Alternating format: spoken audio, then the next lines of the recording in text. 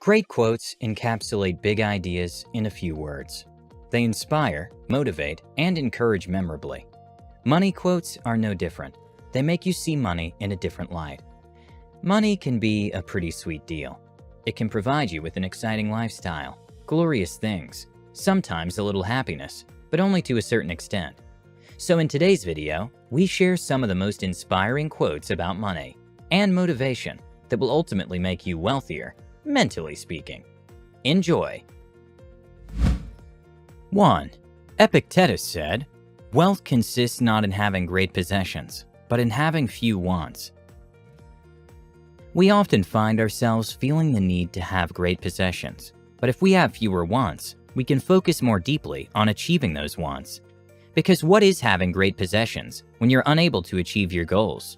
True wealth comes not from possessions, but from achieving our goals. 2. In the words of Daniel Kahneman, money does not buy you happiness, but lack of money certainly buys you misery.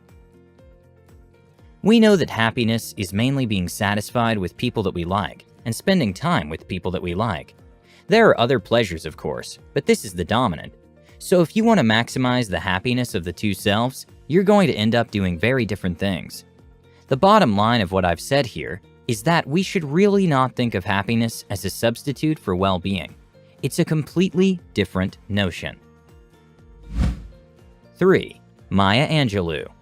You can only become truly accomplished at something you love. Don't make money your goal.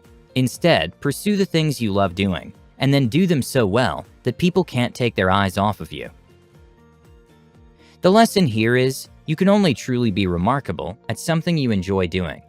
If money is the only goal in sight, then if you don't achieve it, you feel like a failure, and when you do achieve it, it's not actually going to bring about joy. 4. William A. Ward. Before you speak, listen. Before you write, think. Before you spend, earn. Before you invest, investigate.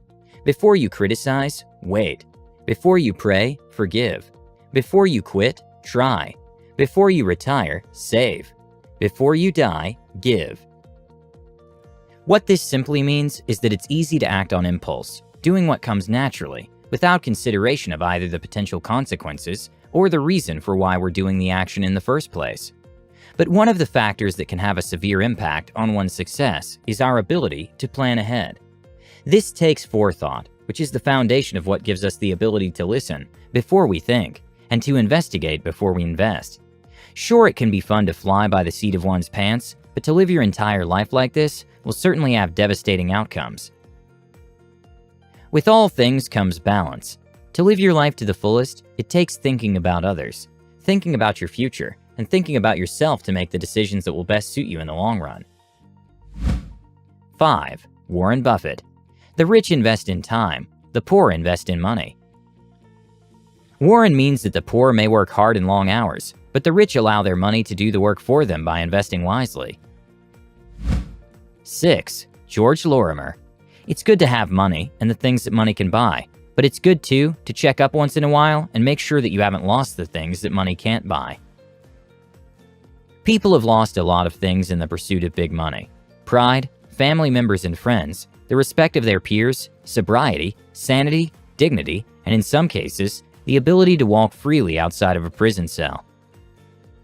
It's a shame too, because the things at risk when one chooses money are usually not able to be bought back. 7. Marlene Dietrich. There's a gigantic difference between earning a great deal of money and being rich. $10,000 sounds like a lot of money to some, but that doesn't necessarily mean you have that in your bank account you're rich. 8. Edmund Burke. If we command our wealth, we shall be rich and free.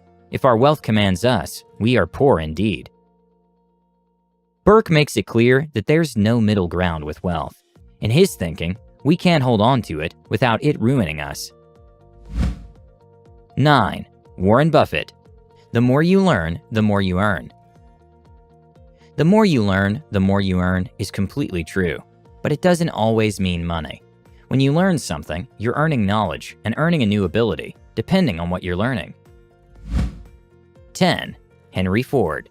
If money is your hope for independence, you will never have it. The only real security that a man will have in this world is a reserve of knowledge, experience, and ability. All of us have uttered the phrase, "Once I have money, I will blah blah blah." It doesn't work that way. The ability to learn from mistakes, they don't have to be yours, and gaining experience in what you learn will give you the stability and financial independence you seek. 11. T.T. Munger. The habit of saving is itself an education. It fosters every virtue, teaches self-denial, cultivates the sense of order, trains to forethought, and so broadens the mind. Think of it this way. Saving each month is like attending a class. You have to make those sacrifices even if it hurts. The rewards are tremendously pleasing, and you would have earned that. 12. Naval Ravikant. Trade money for time, not time for money. You're going to run out of time first. Do not be a slave and work hard with no time left to enjoy life. Learn to seek other resources that will help you work less for more money. 13. Suze Orman. Stop buying things you don't need to impress people you don't even like. Sometimes we find ourselves falling into the traps of debt and bad credit simply because we want to be spotted in the latest designer clothing or driving some fancy cars. As long as whatever simple things we own are serving us, the rest is just vanity. 14. Alan Watts. There are a great many people accumulating what they think is vast wealth, but it's only money. Alan implies that we have poverty because there's a lack of imagination, and nobody knows how to enjoy real wealth. 15. Jim Carrey. I think everybody should get rich and famous and do everything they ever dreamed of so they can see that it's not the answer. Jim Carrey means that everyone chases money, wealth, success, and fame, thinking it will bring them happiness. Once they attain it, the happiness doesn't come automatically as expected.